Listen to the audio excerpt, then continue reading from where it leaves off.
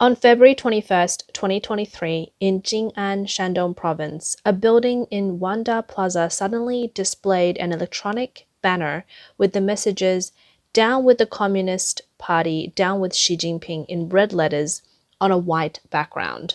This striking display in the darkness caught the attention of many passersby. It also caused quite a bit of commotion. Shortly afterward, a significant police presence, including national security armed police, local police station officers, provincial and city authorities, arrived at the scene, forming a special task force to address the protest. This protest was initiated by the Chinese man Chai Song almost a year ago, right before the CCP's 22nd plenary session and the Beijing Two sessions. He is currently in the US and has only recently revealed details of his undertaking. At the time, Chai remotely activated an electronic billboard from a hotel in David, Panama, projecting the messages against the CCP and Xi Jinping onto the north wall of a building in Wanda Plaza. Following the incident, over 70 police officers stormed the home of Chai's friend, detaining him, and then conducted raids at the homes of Chai's parents and girlfriend. Chai's parents were interrogated for a week, and the authorities pressured them to persuade Chai to return to China. Additionally, all of Chai's bank accounts were frozen to prevent financial support from his family. The police also investigated Chai's background, starting with his birth and elementary school. Chai said, "I knew they would come after me, but I didn't know the government would send out so many people." Despite being financially stranded and without funds even for food, Chai managed to travel to the United States, risking his life by train hopping in Mexico with friends from Venezuela. Upon entering the US, he was interviewed by the Department of Homeland Security and the FBI, indicating that Chinese police were pursuing him internationally. Chai had been planning the protest since November and December 2022, choosing Jian's bustling Wanda Plaza for its high pedestrian traffic. He rented apartments on Yingshou Road, ensuring the selected apartment had a south-facing window to measure the angle to the opposite building correctly. However, he cancelled the lease upon discovering the landlord worked in technical surveillance for the police force. Later, he rented another apartment. He planned to use a projector to display the words "Down with the Communist Party, down with Xi Jinping." For the initial setup, he couldn't use these words directly, so he projected the words "Chuzhou spicy duck head, no overnight goods" as a test run. He explained, "After adjusting the effect, I replaced the projector's lens to carve those 10 words. I specifically bought a laser engraving machine. Inside China, no one dares to engrave these words for you, so I had to do it myself. I also installed a remote mobile control electronic switch to manage the power supply. I set up surveillance in the room, allowing me to monitor on my phone whether anyone entered the room." In early January 2023, as pandemic restrictions began to ease, Chai Song decided to leave the country. He said, "All the anger and the helplessness I had accumulated over these 3 years suddenly overwhelmed me. I had to leave. I was supposed to spend the new year with my family before leaving, but I skipped it, fearing that travel or exit policies might change, preventing my departure." The Chinese Communist Party's stringent lockdowns triggered widespread public dissatisfaction, a sentiment Chai did not hide from his friends. On January 18, 2023, he exited China through Macau, traveled to Thailand, then to Turkey, and finally to Kyoto. He planned to activate the banner remotely after getting close to the United States. Chai had been conducting business in Beijing and Shandong, mainly in property leasing. He and his partners rented large residential buildings to sublet to clients, profiting from the difference. However, the 3-year-long pandemic control made it impossible for him to continue his operations, leading to significant financial losses. Chai witnessed how Beijing denied medical access to all patients from outside the city, even those nearing death, by blocking them at highway exits. Chai said grid management, street closures, roadblocks, and welding doors shut for the CCP authorities, sealing off areas in the simplest control methods since they have no other way to manage. They can only use violence, threats, and intimidation to restrict our freedom and rights. Chai said that the decisive factor for him to go through with his protests was the disorderly lifting of pandemic restrictions. With no preparation in healthcare resources, not even cold medicine was available for purchase. Seeing so many people die made him more resolute. He said, "This is not a place for humans. It's a trampling of life. At that moment, I decided I had to do this." In November 2022, a residential building fire in Urumqi, Xinjiang killed at least 11 people because lockdown measures had welded the exit doors shut. This event pushed Chai's accumulated anger to a breaking point. The protests using banners by a Chinese physicist, Peng Lifa, at Beijing Shandong Bridge inspired and enlightened Chai, motivating him to express his political demands in his own way. He admired Peng Lifa's fearless spirit and defiance to authority. On October 13, 2022, just before Xi Jinping expected re-election at the CCP's 20th National Congress, Peng Lifa from Heilongjiang lit dense smoke and hung 2 banners at Beijing Shandong Bridge with messages calling for strikes, boycotts, and the removal of dictator and traitor Xi Jinping. He also wrote, "We want food, not PCR test. We want freedom, not lockdowns. We want respect, not lies. We want reform, not a cultural revolution. We want a vote, not a leader. We want to be citizens, not slaves." Peng was quickly detained and has since disappeared without a trace. The video of the incident rapidly circulated online, creating a significant impact both within China and internationally. This marked the first appearance of banners directly challenging the CCP's authority in Beijing since the Tiananmen Square incident in 1989. The CCP's media deliberately remained silent on the matter, and even the name Shandong Bridge was erased from Baidu Maps. Peng Lifa's family in Beijing was placed under strict surveillance, with all of his relatives suffering from their association with him.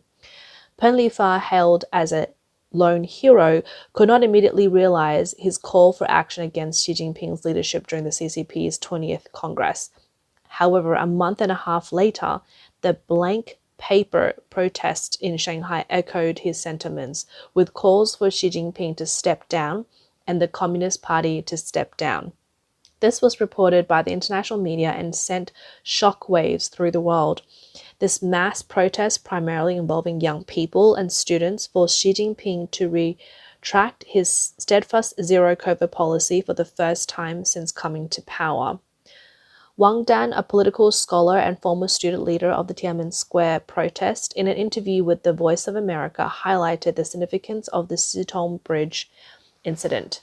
He said, "This is reflecting the sentiment of the entire Chinese population and serving as a warning and ominous sign for Chinese President Xi Jinping."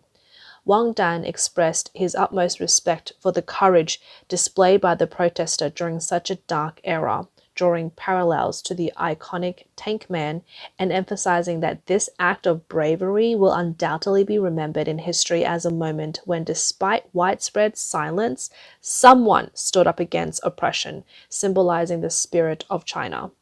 The strict zero-COVID policies in China have inflicted severe damage on the economy, placing a heavy burden on ordinary citizens.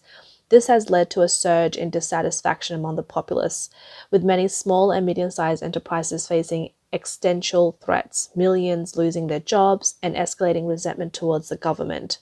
Let me share something with you guys. From last night till now, I've only had a single egg fried rice. That's because my current financial situation has gotten so tight that eating has become a luxury for me. Why, you ask? Completely broke. And you might wonder why I've suddenly hit rock bottom. Let me tell you a true story. It's been 2 years without any income for me. From the mask situation until now, it was a struggle to get past the mask era. And then we hit an economic downturn, making it impossible to earn money. A report by Morning Consult indicated that dissatisfaction with the government has reached unprecedented levels since the pandemic began. Chinese adults' dissatisfaction with the direction of the country is becoming much higher than during the zero-COVID policy period. Since 2022, the people's dissatisfaction with the CCP has amounted to widespread protests. Morning Consult's findings indicate a shift in Chinese public sentiments towards the West. The research conducted from April to October showed a 9% decrease in the proportion of Chinese adults who view the United States as an enemy or unfriendly. Additionally, there was a 6% increase in interest among Chinese adults in resolving military tensions between the US and China. The report suggests that this softening of the views towards the US is likely due to anxiety over China's economic downturn rather than a change in geopolitical dynamics. Morning Consult has been tracking geopolitical sentiments and political attitudes globally, surveying approximately 1,000 adults monthly in both the US and China from mid-February 2022 to early October 2023. Amidst these circumstances, many Chinese citizens feeling hopeless have decided to flee to the United States. According to data from the US Customs and Borders Protection, in the 2023 fiscal year, 86% of single Chinese migrants entering the US by the Mexico border were illegal migrants, and while the proportion of whole families doing the same was smaller, the growth rate was twice that of single migrants. From October 2022 to September 2023, 20,969 single Chinese migrants entered the US via the Mexico border, a 10.6-fold increase from 1,980 in the 2022 fiscal year, and the total number of Chinese families making the journey grew 20 times from 116 to 3,261. New York immigration attorney Chen Chuan told Voice of America that there has been a dramatic increase in the number of people fleeing China with their families to seek political asylum in the US. He believes that this surge reflects the determination of those escaping China. The decision to leave with the entire family indicates a complete abandonment of hope in China. Voice of America reports that the Gen Y small business owner Xiao Wang, who crossed the borders into the US as a refugee, said that the 3-year pandemic control measures had severely impacted his life. He explained that the pressure to survive in China is too great, making money is difficult, and the burden of loan repayments is substantial. He said, "We didn't want to leave, but the domestic environment is too poor now." China is currently facing a significant population crisis due to the sharp decline in birth rates, prompting the Beijing authorities to introduce various policies to stimulate childbirth. However, the dramatic increase in family escaping to the US reflects dissatisfaction among Chinese families with school-aged children and the government's education and healthcare policies. The Liu brothers family from Huizhou, Guangdong, now settled in Los Angeles, is a prime example of the many refugees from China. In July 2023, the two brothers, Eric and Kevin, their wives, and their 3 children each traveled from China to London, then to Mexico, before entering the US via the Mexico border. Eric said, "My younger son, who was over a year old and consuming formula milk in China, often had health issues, poor development, no teeth growth, and couldn't speak. Then, after drinking pure cow's milk here for less than 2 months, all his teeth grew in, and he started talking and walking. He improved significantly in all aspects." Eric candidly said, "In China, our children couldn't get proper physical and mental care, and their health wasn't guaranteed. We had many children, no business to run, and no income, so we were forced to leave. We couldn't survive there." Reuters report that with China's economy struggling to rebound and high youth unemployment rates, a new wave of immigration has begun. The United Nations predicts a decrease of 310,000 people from China due to migration in 2023 compared to 120,000 in 2012.